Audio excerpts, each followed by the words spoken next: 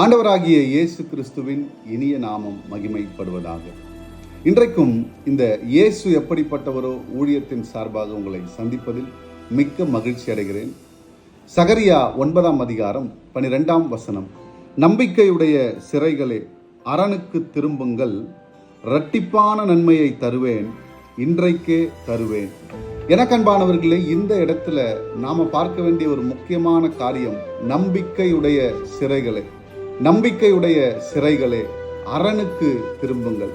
நம்முடைய இரட்சகரும் மீட்பருமாகிய கர்த்தருடைய கோட்டை, அந்த கோட்டையில் இருக்கிற அரணுக்கு திரும்ப தேவனாகிய கர்த்தர் சொல்லுகிறார். இந்த நாளிலும் தேவனுடைய பிள்ளைகளே, நாம் அவருடைய அரணில் இருக்கிறோமா அல்லது இல்லையா என்பதை குறித்து நிதானிக்க வேண்டும். உலகத்தின் அரணில் இருக்கிறோமா அல்லது உன்னதத்தின் தேவனாகிய கர்த்தருடைய கோட்டை என்கிற அரணில் இருக்கிறோமா என்பதை குறித்து நாம் கவனிக்க வேண்டும்.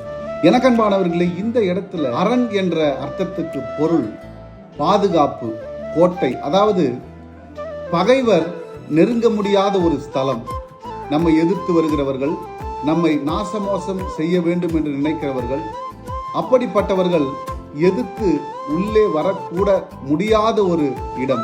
பொதுவாக இந்த அரணை சுற்றிலும் உயர்ந்த மதில், வலிமை மிக்க நபர்கள் கைப்பற்ற முடியாத அளவிற்கு பாதுகாப்புக்கு தேவையான கேடகம், ஈட்டி, பட்டயம், இப்படி பலவிதமான அம்சங்களை உடைய அரணாய் காணப்படுகிறது.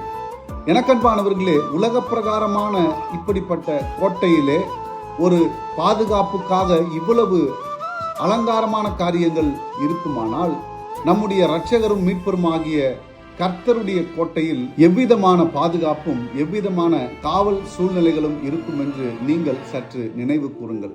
இந்த இடத்துல நம்முடைய தேவனாகிய கர்த்தர் அப்படிப்பட்ட கோட்டைக்குள்ளாகவும் அந்த அரணுக்குள்ளே நம்பிக்கையுடைய சிறைகளே என்று நம்மை பார்த்து சொல்லுகிறார். நம்முடைய இருதயத்திலே அவரை குறித்த நம்பிக்கை இருக்கிறதா அல்லது இல்லையா என்பதை நிதானித்து பாருங்கள். நாம் அவருடைய சமூகத்தில் நம்பிக்கையோடு கூட கடந்து போவோமானால், அவருடைய இரத்த கோட்டைக்குள்ளாக, அந்த அரணுக்குள்ளாக நம்மை வைத்து பாதுகாப்பது மாத்திரம் அல்ல, அவர் நம்மை ஆசீர்வதிப்பதும் நம்மோடு கூட கடந்து வருகிறதுமான காரியத்தை நமக்கு அவர் கிருபையின் மூலமாய் செய்து வருகிறார். இன்றைக்கும் இந்த செய்தியை கேட்டுக்கொண்டிருக்கிற எனக்கன்பானவர்களே, நீங்கள் எவ்விதத்திலாவது நீங்கள் நஷ்டப்பட்டிருக்கலாம், கடன் பட்டிருக்கலாம், கவலை, வேதனை, இழப்பு, தனிமை, இப்படி பலவிதமான காரியங்களில் நீங்கள் அழுது கொண்டிருக்கலாம். வாழ்க்கையை இழந்து தன்னுடைய வாழ்க்கையின் கடைசி நொடிகளில் கூட காணப்படலாம்.